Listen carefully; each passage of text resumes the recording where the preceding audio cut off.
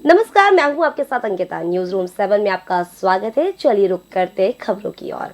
राजधानी भोपाल में कांग्रेस के मीडिया अध्यक्ष मुकेश नायक ने प्रधानमंत्री नरेंद्र मोदी के दौरे को लेकर कहा कि इन्होंने सोचा नहीं था कि इतनी अप्रत्याशित चुनौती होगी मध्य प्रदेश में। यहाँ तो बिल्कुल यह मानकर चल रहे थे पिछले चुनाव में कांग्रेस के हारने के बाद यहाँ तो कोई चुनौती है ही नहीं।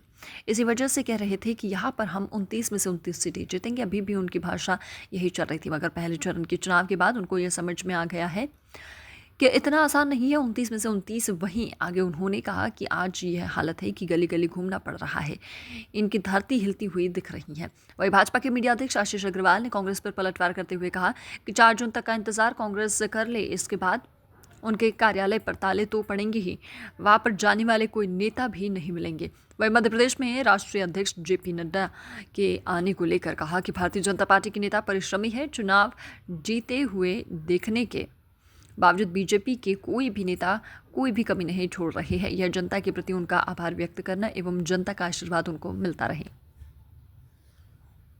न्यूज रूम 7 के लिए कैमरामैन हनीफ खान के साथ सऊद सिद्दीकी की रिपोर्ट। मध्य प्रदेश में बहुत ज़्यादा फोकस कर रहे हैं, नड्डा जी का भी दौरा है, क्या लग रहा है? देखिए, इन्होंने ये सोचा नहीं था कि इतनी अप्रत्याशित चुनौती होगी मध्य प्रदेश में। ये तो बिल्कुल ये मान के चल रहे थे पिछले चुनाव में कांग्रेस के हारने के बाद कि यहाँ कोई चुनौती उनको है ही नहीं, इसलिए लगातार 29 में से 29, 29 में से 29, अभी भी उनकी भाषा यही चल रही है। लेकिन पहले चरण के मतदान के बाद उन्हें समझ में आया है कि इतना आसान नहीं है 29 में से 29।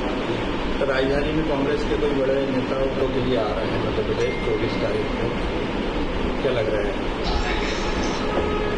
देखिए, मुझे कहना नहीं चाहिए, लोग कहेंगे कि मैं ऐसी भाषा बोलता हूं, लेकिन ये सच है कि बीजेपी के नेता कहते थे कि भोपाल से तो हम कुत्ता खड़ा कर देंगे तो वो जीत जाएगा, और आज ये हालत है कि गली गली घूमना पड़ रहा है। इनकी धरती हिलती हुई दिखाई दे रही है। बीजेपी के बड़े नेता इसकी उनकी सीटें खिसकती हुई नजर आ रही, इसलिए इतनी मेहनत चल रही है। देखिए, मुझे वो गालिब की पंक्तियां याद आती हैं कि हमको मालूम है जन्नत की हकीकत, लेकिन दिल बहलाने के लिए गालिब ये ख्याल अच्छा है। तो ये दिल बहलाने के लिए 4 जून जब तक अंतिम चरण के चुनाव नहीं हो जाते और परिणाम आने के 2-3 दिन शेष नहीं है, तब तक ये खूब दिल बहलाएं।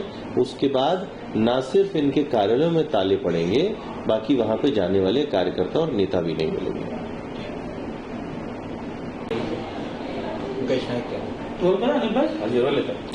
सर, 21 दिन में तीसरी बार एमपी आ रहे हैं राष्ट्रीय अध्यक्ष जेपी नड्डा के टीकमगढ़ हो चाहे रीवा, सतना लोकसभा सीटों पर जनसभा को संबोधित करते हैं। नहीं, देखिए, भारतीय जनता पार्टी के नेतृत्व की क्षमताएं परिश्रमी है, इसलिए चुनाव जीतने के बाद भी, जीतते हुए दिखने के बाद भी भारतीय जनता पार्टी के वरिष्ठ नेता कोई कसर नहीं छोड़ रहे। ये जनता के प्रति उनके आभार को व्यक्त करने की भी प्रतिबद्धता है कि ताकि जनता का आशीर्वाद और उनको स्मरण करने का मौका मिले।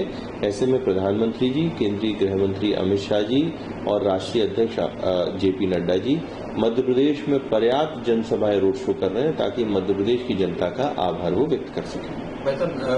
फिलहाल इस बुलेटिन में इतना ही। आप बने रहिए न्यूज रूम 7 के साथ। नमस्कार।